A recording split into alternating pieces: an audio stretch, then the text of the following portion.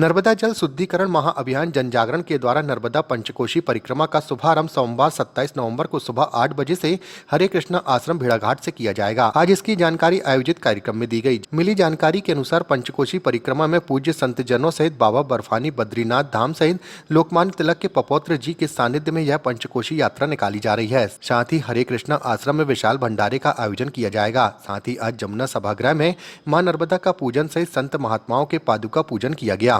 तुदीय पाद पंकजम नमामि देवी नर्मदे। नर्मदा पंचकोशी परिक्रमा हरे कृष्ण आश्रम भेड़ाघाट से 27 नवंबर कार्तिक पूर्णिमा प्रातः 8:30 बजे पूज्य संत महात्मा बाबा बर्फानी बद्रीनाथ धाम पुष्पानंद गिरी माता जी हमारी जो जयपुर से आई कन्या अखाड़े से, और लोकमान्य तिलक के पपौत्र जी शैलेश तिलक जी, जिनके सानिध्य में पूरे शहर के संत महात्मा मंगलामुखी समाज के नेतृत्व में पंचकोशी परिक्रमा निकाली जा रही है, जो अपने हरे कृष्णाश्रम भेड़ाघाट से उठेगी, पंचवजी 64 योगिनी लमेटा घाट होते हुए उस पार घूम जाएगी, नाव पार करके वहाँ से डुडवारा मलिया होते हुए सरस्वती घाट से नाव पार करके हरे कृष्ण आश्रम में विशाल भंडारे के साथ समापन होगा। 200 छोटे बड़े ऐसे क्षेत्र तीर्थ हैं इस पंचकोशी परिक्रमा में, जिसमें लाखों वर्ष पुराना इसका महत्व है। ये एक बड़ी पंचकोशी परिक्रमा है और जिन माताओं की मातृत्व की प्राप्ति नहीं होती उनको भी इस पंचकोशी परिक्रमा में लाभ मिलता है। आज यहाँ पर जमुना सभागृह गोल बाजार में मां नर्मदा का पूजन और संत महात्माओं का चरण पादुका पूजन किया गया है। और पूरी टीम से जिस तरह का एक सुंदर आयोजन, जैसे मैं पहली बार आई हूँ यहाँ पर, तो देख रही पूरा शहर जिस एक आयोजन को कितना उत्साहजनक से मना रहे हैं, और एक भेड़ाघाट पे जिस तरह का ये आयोजन उन्होंने किया है बहुत सराहनीय है कि जिस तरह हम अपने सनातन धर्म को विचलित हुए जा रहे थे, ऐसा लग रहा है कि वापस हमारा कल्चर जो पश्चिमी जो काल पे तब लौट रहे थे, आजकल ये युवा वो कहीं ना कहीं वापस ऐसे पश्चिमी सभ्यता को छोड़ करके हमारे सनातन धर्म की तरफ लौट रहे हैं। ऐसा एक उत्सव ही एक आयोजन कर रहे हैं। एक बड़ी इंटरेस्टिंग चीज़, कल ही एक पुस्तक का विमोचन हुआ, सावरकर जी का हिंदुत्व, इसके ऊपर एक पूना में विमोचन हुआ।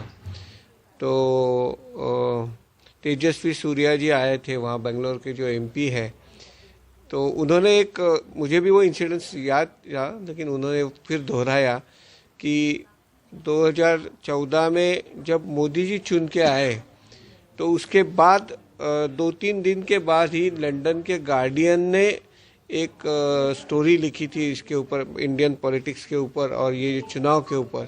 तो उन्होंने ये लिखा था कि आज सही मायने से भारत स्वतंत्र हुआ है।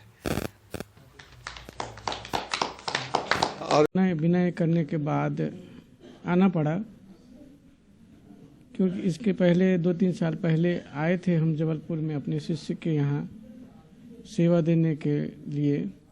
तो उसी दौरान सुधीर जी से मुलाकात हुई और दर्शन हुए, और इन्होंने आग्रह किया था कि आप आइएगा अगले वर्ष, और हमारे जो कार्यक्रम होते हैं उसमें भाग लेकर के और सब भक्तों को दर्शन और आशीर्वाद की कामना किए थे। तो पिछले साल किसी कारणवश नहीं आ पाए, इस वर्ष आए और आना पड़ा।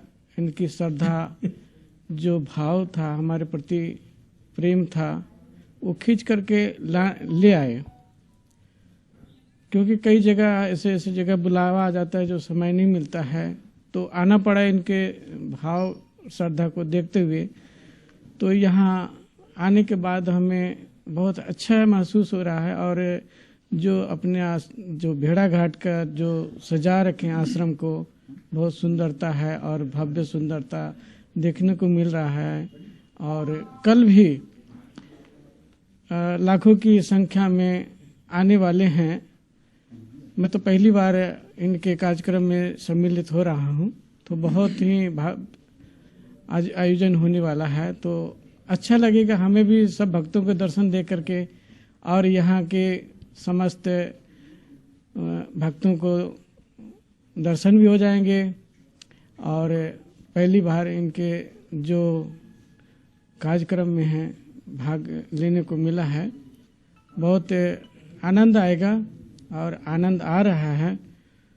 तो हम आप सभी को बद्री विशाल जी के तरफ से ये जो कार्यक्रम है सुधीर अग्रवाल जी का, ये एक धार्मिक कार्य है। नर्मदा जी का जो कार्यक्रम कर रहे हैं परिक्रमा का, बहुत सुंदर है और हर साल ऐसा सुन रहे हैं कि करते हैं। ये बहुत बड़ी पुण्य की काम कर रहे हैं। बहुत